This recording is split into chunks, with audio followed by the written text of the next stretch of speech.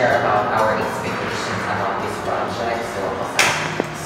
For me, I am so very excited about this project, making documentary film about the beggars and the outcasts of the society. Yeah, I listen to your idea, but every time I see them, I feel pity for them. So I wanted to know how it feels like to be like them and what would be the resolution of the government. So this would also be an interesting documentary film. And how about you, Yang? Well, for me, it's my opportunity to interview those beggars, what they need and how they live.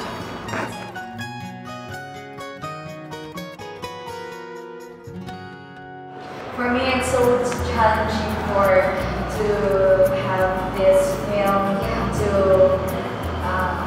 any experiences as a beggar, and that's it. How about you, Maria? I think this is the best way for us to realize how fortunate we are. Yes.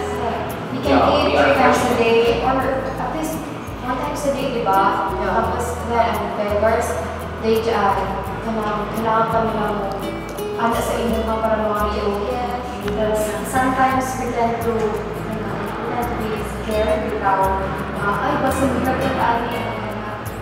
Then we should realize that we live in an average situation and less than there's unfortunately less fortunate.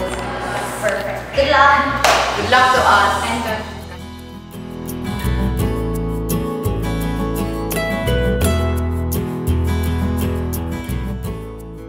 Pangalan? Joshua, ibang pangalan. How are mo magpapa? Nasa? sa may trabaho nila. Papa ko naman. Napatay na yung papa. Mama. Sa yung trabaho. Baligiog? Mais. Ano naman ka din ha? Ha? Ha? Ha? Laglag lang ka. Wala ka nag-swila. Ako maka na eskwela. Sana may grade ni mo. Pila man makabok magsuon po. Ito naman. Tapos, amo na gina imong kuan kanang kada malaag ka, ana gikan. Imo sa mga pag Pagkabos ka? Ano mapalimos lang ka para asa ka na? Ay, pamugas ninyo. man nimo ihatag na yun ang kwarta. Joshua, Kenyo, nimos na lang ko diri para makatabang sa kapag mama, papa nakatay ng tabang ng siya.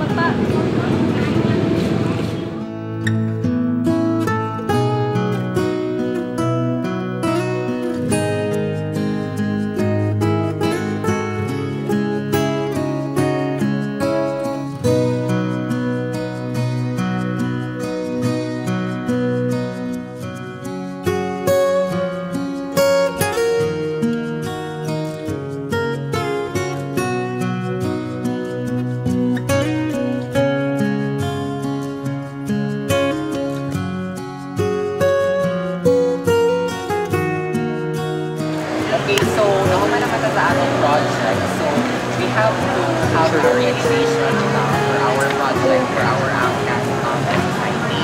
So me first, as what I have observed in the outcast of the society, doing it sila, it's because they took the responsibility even though they are not really as a parent. So kapitang nangita na sila money just to sustain their needs, and sa atong project, di ba, I act as a beggar. So as a beggar, I really felt sad and exhausted. It's because not big kaayo siya. It's because you have to gather or to hunt foods for your own survival, and that's very risky. So I think I come up with a realization that being a beggar is Ikaw, Vanessa. Well, for me, sa ako alang yung kuan, for my own perceptions,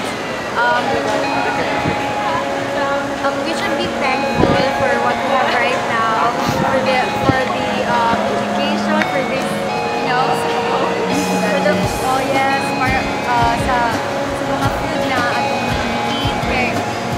Well, some of them, diba, they were just very dependent to those who will give them peso or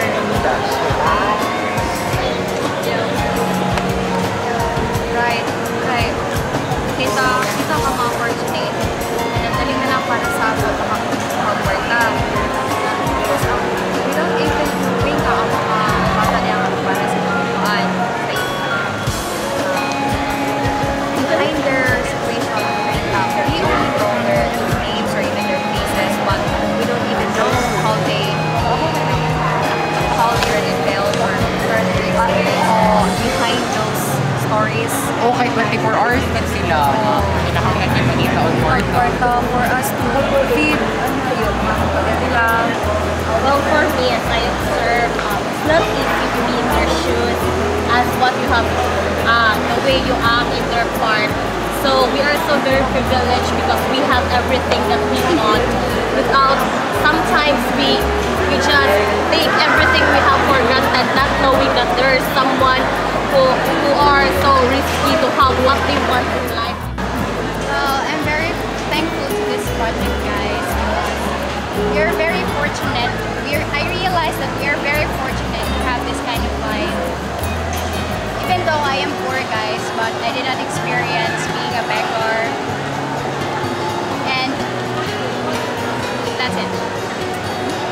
Well, for me, it's so tough of having a stable character. And nakakahirap pala as a beggar, di ba? Na ano sila ng pera, tapos parang baliwala lang sa atin, pero sobrang ano na pala sila sa kanila. Parang sakit na pala yun. Pero dapat natin para pahalagahan yun. So na-realize ko yun. Sobrang hirap talaga. Okay, I agree with all of you guys, and I think that it's time for the government to extend their help and make a stand for it. And we as Urians, let's walk